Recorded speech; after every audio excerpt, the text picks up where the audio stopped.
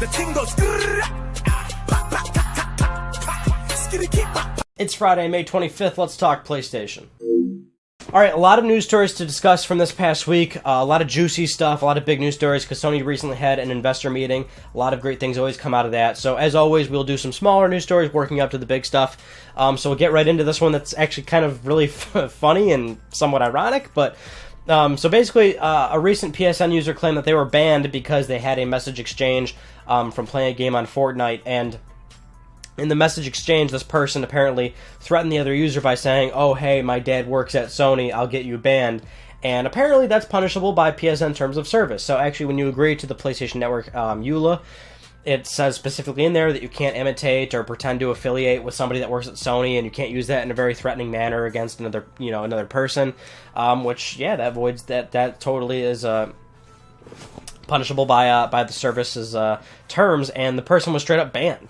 Which seems, and I mean, if we're actually talking about the ethics of this, I would say that seems pretty excessive to me, because, like, that seems like such a throwaway thing. Like, that's the quintessential online argument, especially with, like, a younger audience, maybe somebody that's, I don't know, 15, younger than 15, 10, 12, I mean, that's just something that, like, kids do, and that would kind of really be bogus if, like, somebody was banned immediately for that, but possibly this person is also leaving out the details that this was like their third or fourth punishable offense or something, and it led up to a ban or something. But I don't know. I mean, if we're gonna really get in the minutia of that, then I guess that's an entirely different conversation to have. But while we're on the topic of PSN, we'll go into something that was revealed from the investor meeting, which is that PSN monthly active users. Sony revealed that it is currently at 80 million monthly active users for PSN. That's a lot. That's active users, not just signups for the service, because there's actually way more than that.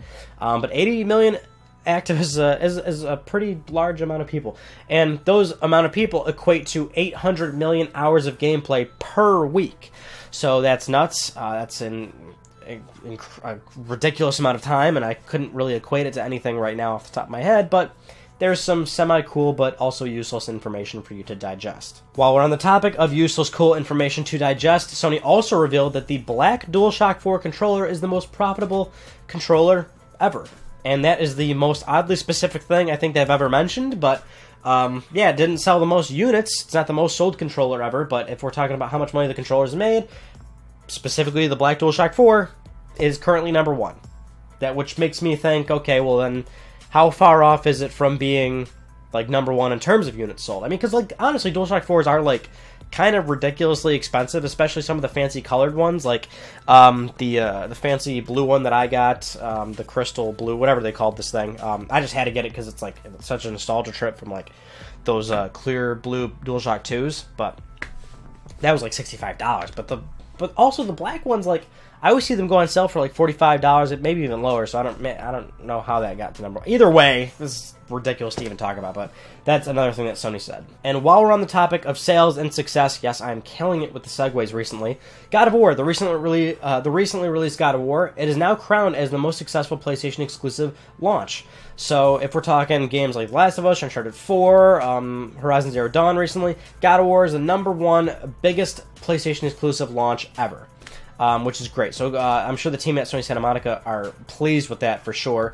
I mean, Cory Barlog, I remember being the game's director, was very moved and just got very emotional about all the reviews and a lot of what people have been saying about the game, because the game actually did turn out to be fantastic. And of course, it was kind of a risk for Sony at the time because they dramatically changed the game from what God of War used to be. So and I always like to mention it because a lot of the developers that make the games that we play and enjoy so much work 80 to 100-hour work weeks, so I'm sure everybody there is absolutely thrilled with this news. So going back to the investor meeting, Sony Interactive Entertainment President and CEO John Codera actually responded to a magazine or a recent interview about he was basically questioned about if Sony was going to do a PlayStation Mini in regards to what Nintendo has done recently with the NES and the Super NES, making a smaller, little form factor box with, loaded up with 30 some odd games, some of the best games on the platform, and then sell to the consumers for, around $100 or something like that. Will Sony do something like that? John was quoted as saying in response to this, "There's nothing I can talk about at this time. Our company is always digging up past assets, and I think there are various ways to do it. There have been discussions happening in the company on what kind of ways are there." I mean, I will say personally, I don't see Sony doing something like this. I mean, don't get me wrong, I would absolutely love if they made a little small PlayStation and loaded up with the best that the original PlayStation had. And make enough of them, because Lord knows they will sell like hotcakes probably. But I don't know, it just doesn't seem like a Sony move to me. And I say this acknowledging the fact that in recent years Sony's been very nostalgic and just throwing like PlayStation cameos left and right. I mean, if you remember like back in 2013 before the PS4 was being released, and they did that hashtag PlayStation Memories video, that video was so cool, right?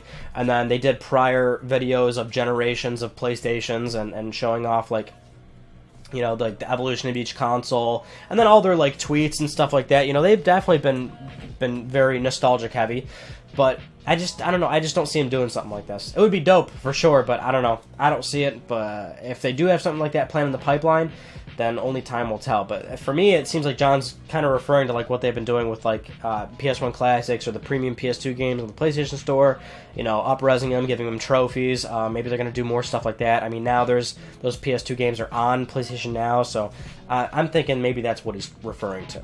So another thing out of the investor meeting was about how PlayStation VR is listed under the improvement section when talking to investors. Basically, Sony said that it's below expectations in terms of the growth for the market. Although they did say PlayStation VR is growing, the actual market of where virtual reality is right now is below expectations, which is unfortunate. I mean, I know a lot of people always get stir crazy about VR and they go, oh my god, it's a gimmick, I hate it, I don't like it. And these are always the people that have never tried it. If you've never tried it, I'm sorry, but you're just flat out wrong. You just can't really have an opinion about it, because VR is totally awesome. I've never met a single person that tried it and they didn't thoroughly enjoy it or like it or think it was cool or thought it had potential. Mini rant over, because I know there's always those people that just say VR is stupid. The problem with VR is that it's just such a barrier of entry for a lot of people. And Sony is actually the market leader right now with PlayStation VR, because it is a premium headset that is the lowest point of entry to get into, which is great for people, but at the same time it's still kind of a steep amount of money to ask for people to jump into. It's just not something people typically do with, like, you know, $200 some odd on top of already having a PlayStation, on top of having to buy a PlayStation 4. But that's what makes it a little bit more accessible, is that a lot of people already have PS4s. And even more so, the one thing that I had talked about a long time ago, which is that I was more worried about the sustainability of it in terms of developers, because for the amount of people that have PlayStation VR, and then for the amount of developers that have to focus on that small little subset of people that have PlayStation VR, and if they can make a bigger, like as bigger as the budget gets bigger for a game that is on PlayStation VR, like a full-scale Resident Evil 7, for example. I mean, it's great that RE7 could be played without VR, but picture a game on the scale of RE7 that can only be played in VR. That sounds awesome, but the budget for that is so damn high, and they're probably not going to sell enough to offset the costs and make a profit. That's what scares me more than anything. I'm sure that plays a major key role in why VR isn't growing at the expectation that it is. But at the same time, Sony is a business and they have their own expectations of these things, and more often than not, a lot of the times they don't meet those expectations. And it's more telling about what they'll want to do in the far future, and we'll be talking about that in a second in regards to the next generation, because this is something that Sony did halfway into the PlayStation 4's life cycle, and it very much feels like a first generation device. But moving into PlayStation 5, will Sony have a headset ready day and date with PlayStation 5?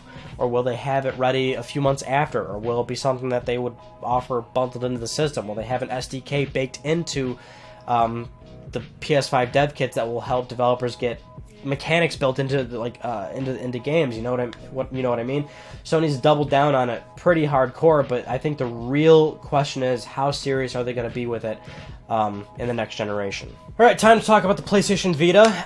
John Codera, again, SIE president and CEO, finally gave us a little bit of a deadline on PlayStation Vita, which is great, because we just talked about it last week in terms of like where Vita's possibly going to be and how long does it possibly have. Well, John himself kind of put a bit of a timeline on it and basically said 2020 is probably when they'll finish up with PlayStation Vita.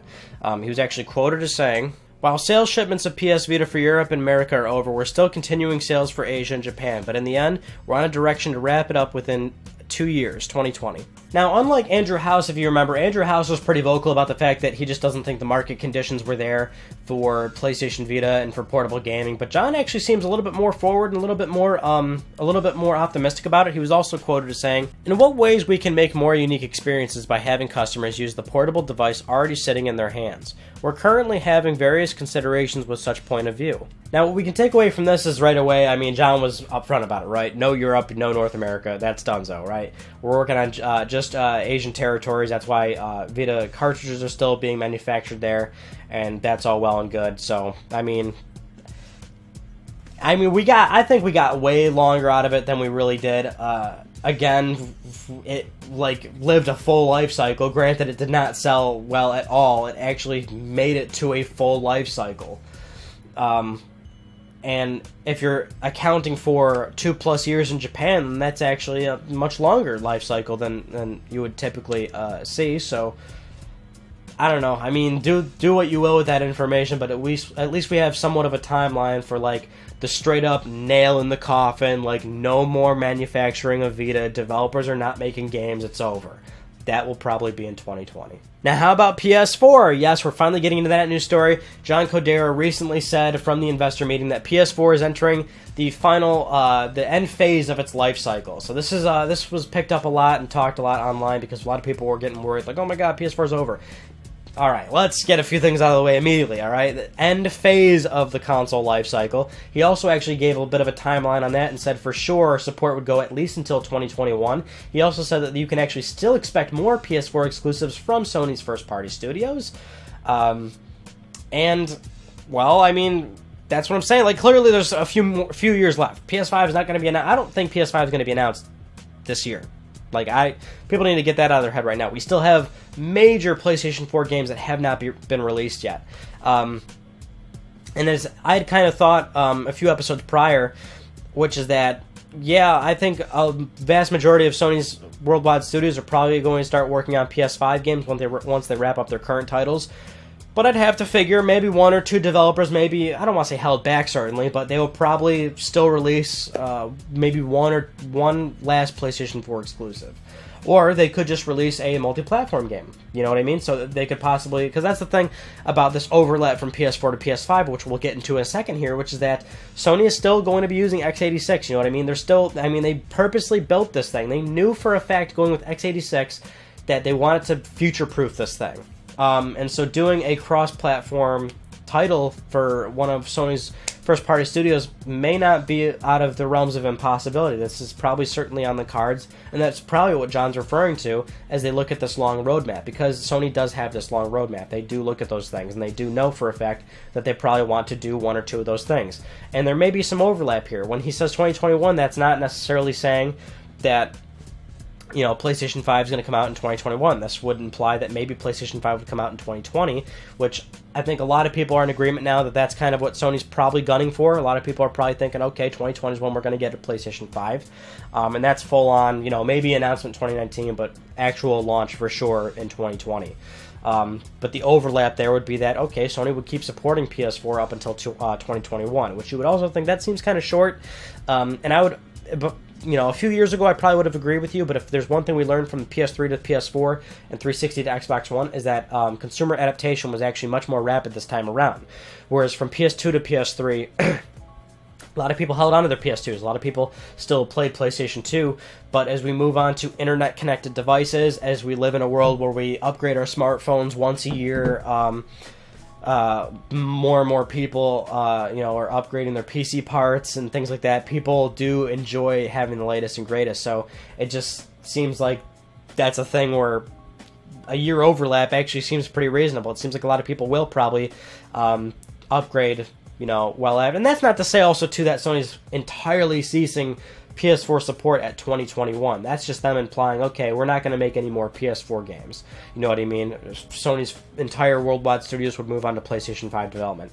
Sony would more than likely still manufacture PS4s well beyond 2021. They would absolutely still support PlayStation Store and PlayStation Network well beyond 2021. I mean, if anything, PS3 is still more than likely going to have PSN and PS Store support into 2020, probably a little bit further than that. I would have to guess. It's just, again, it's that overlap and everything. But people are, if anybody's worried about that, then you know, don't have to be too hyperbolic about it. Now, moving on to our final news story, and yes, it's the juicy PlayStation 5 stuff that I know you all want to hear about. And the cards are pretty much right on the table, right? This is totally open book. So basically what was confirmed for sure this past week is that Sony is actually working closely with AMD on AMD's new Ryzen core, which is a new set of CPU technology that will be due for around 2020. Why would Sony have a vested interest in working with AMD? Well, currently, a highly customized AMD Jaguar is what powers the PlayStation 4, so yes, that's why Sony works with AMD. But why are they working with AMD currently on new technology, the new Ryzen core? All right, you know, we don't even have to explain that to you. But another interesting thing about it is that within Sony's recent goals for their investor meeting, one specific thing that is actually mentioned is how they want to mitigate the problem of console life cycles. Now, how do you mitigate console life cycles? Well, you offer backwards compatibility, and this was something we've talked about Now, how do you mitigate console life cycles? Well, you offer backwards compatibility. This is something Sony knew they were doing immediately from the start with PlayStation 4. You know, we've only talked about it 10 million times probably, and I know a lot of you guys hate when I say we've talked about this before, but gosh darn it, we have. Because Sony purposely chose the x86 for a specific reason. Not only is it easy to work with, it's easier for developers, but this is a very long-term thing that they had specifically chosen, and they learned from the PS3's complicated cell processor and really boned them moving forward. And that's why, to this day, they probably still will not offer hardware backwards compatibility with PlayStation 4, for example, with PlayStation 3 games. More than likely because it's not even worth it in any way, shape, or form, or even remotely possible, because it would be too demanding on PlayStation 4 hardware. Now, possibly further down the road, maybe it would be in the cards with some, you know, more advanced technology.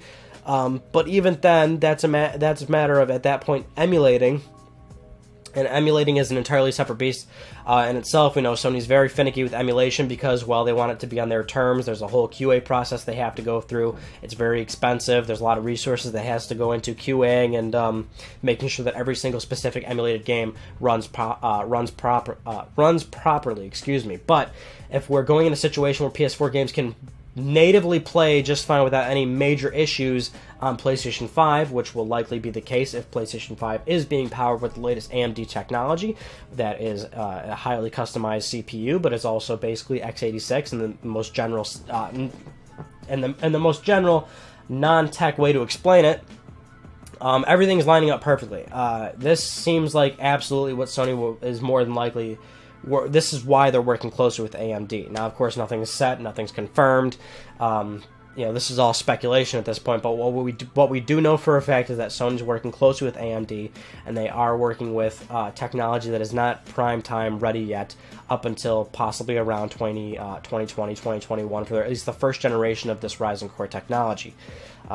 So, you know, again, it's the vested interest thing. Why would Sony be working on something like this when it's not even, this technology is not in any way powering any PlayStation products? Because, well, it probably will in the future. Anyway, those are some of the news stories that I want to talk about with you guys this past week. Okay, so I knew for a fact this video was not, like, nobody was going to watch it, but I still loved it anyway. So basically, if you've played the Katamari Damacy games, you know that they have really weird writing in it.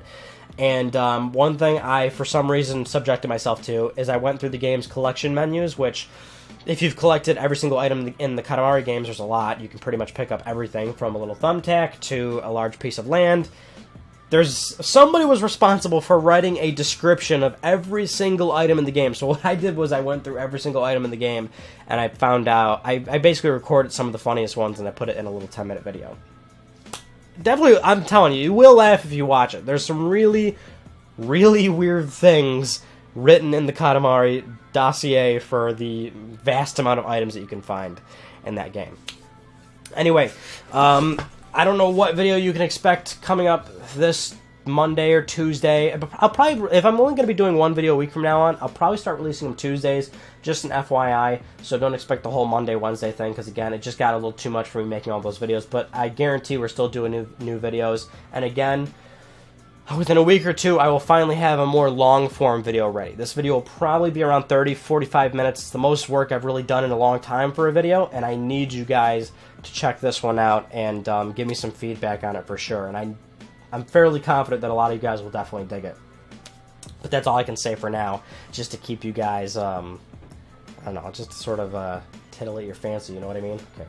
A little inappropriate, I know, but let's face it, that's pretty much what I do during these last few moments of Let's Talk PlayStation. I talk personally to you guys, and I get a little weird sometimes, you know? I can't help it, because I just feel so comfortable around you. Anyway, that concludes this week's episode of Let's Talk PlayStation. I'm Ryan Benecki. Thank you all so much for talking with me. I will see you guys next Friday.